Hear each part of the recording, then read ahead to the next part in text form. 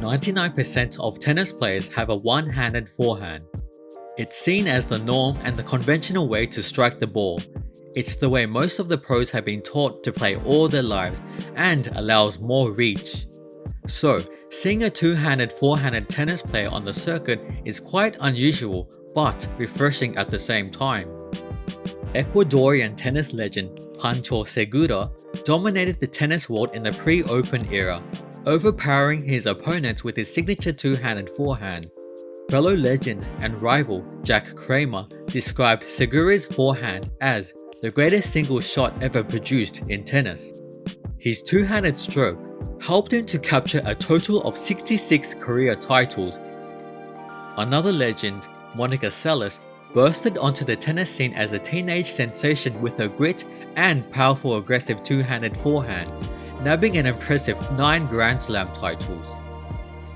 French woman Marion Bartoli also utilized the unconventional two-hander, claiming a Wimbledon title in 2013.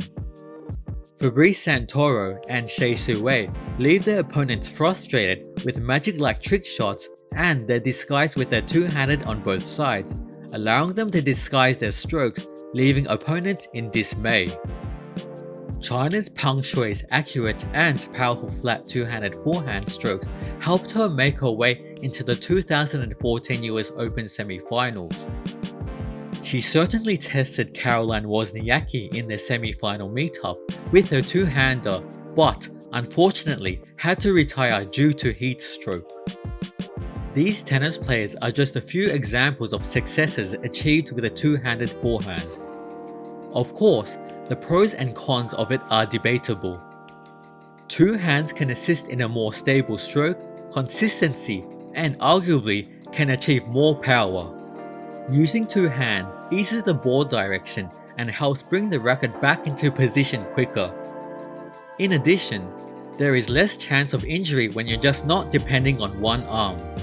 However, the two-handed forehand also has its drawbacks.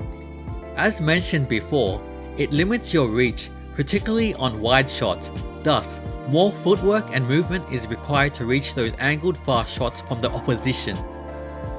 Therefore, playing against the majority one-handed forehanders can prove to be a challenge.